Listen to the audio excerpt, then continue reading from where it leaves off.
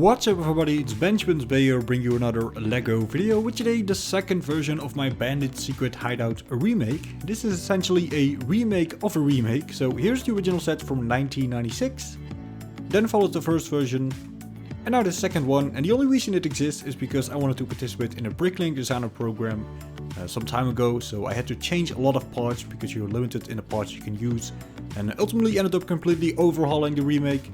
I later updated it some more to the version you see before you now. A lot of things changed, but we'll start at the main play feature again. This time it no longer uses strings, instead it relies on a chain and gravity. You turn the gear on the side, which is disguised as a pipeline. The motion runs through tiny gears on the back and ultimately yanks on the chain, which opens the gate. And at that point the cart is no longer blocked and rolls down. This setup takes longer to reset, but also has significant advantages. First of all, it does not rely on strings that you need to set up perfectly for everything to work. And secondly, it takes up far less space, which grants better access to the cabin and allowed me to add a hinged back design, as we'll see in a moment. The lovely stairs are still there, with snout building via clips, telescopes and details on top. Upstairs the cabin and balcony essentially switch sides, which makes a lot more sense to me, because you're no longer running straight into a door when you climb the stairs. That's something that really bothered me with the previous design and the original. It also allowed me to add another play feature. More dynamite hidden underneath a trapdoor that you can blow up and easily reset. There's some rock work on the background and an updated cabin that is more robust and looks better.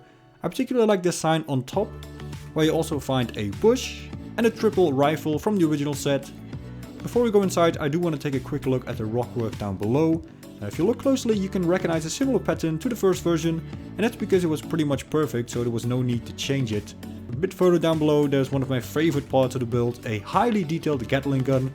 I always wanted to have one back in the good old LEGO days, and now I found a way to make it work. Another thing that works is the tipping barrel, which spills a ton of water on whoever is unfortunate enough to stand within range.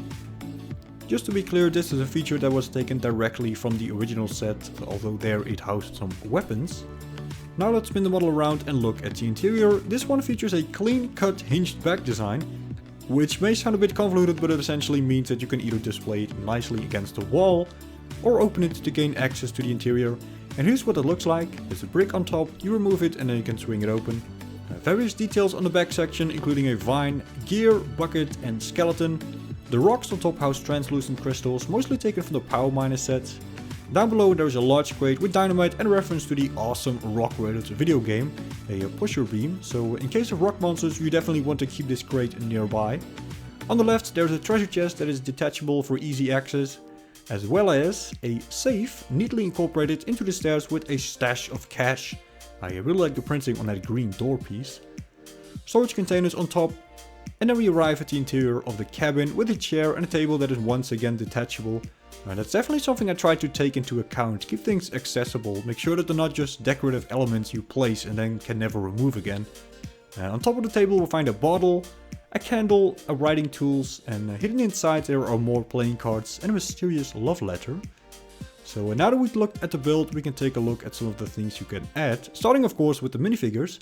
Here we have the three original bandits, albeit slightly redesigned, because I didn't like their old face prints with the giant noses and mustaches and messy teeth and whatnot.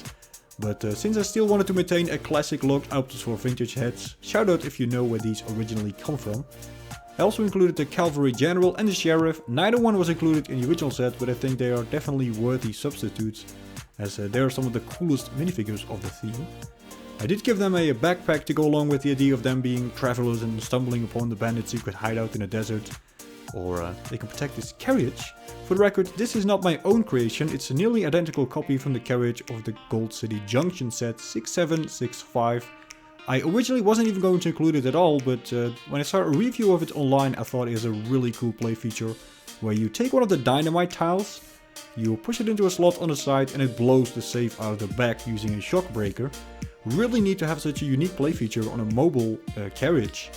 I believe there was another feature in the Gold City Junction where it blew up the bank, and then another one in the Sheriff's lockup set, all of which use the same mechanism.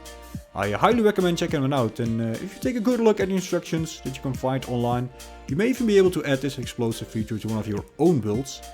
Perhaps that's the only thing that's missing in the mine, even though obviously there are explosive traps, just not this one with the dynamite tile and shock breaker. Maybe I'll try to add it later on. In any case, I'm very pleased with the end result. It took a long time to get there. We're talking dozens of hours, all the way from I want to do this a few years ago to uploading the final design right now.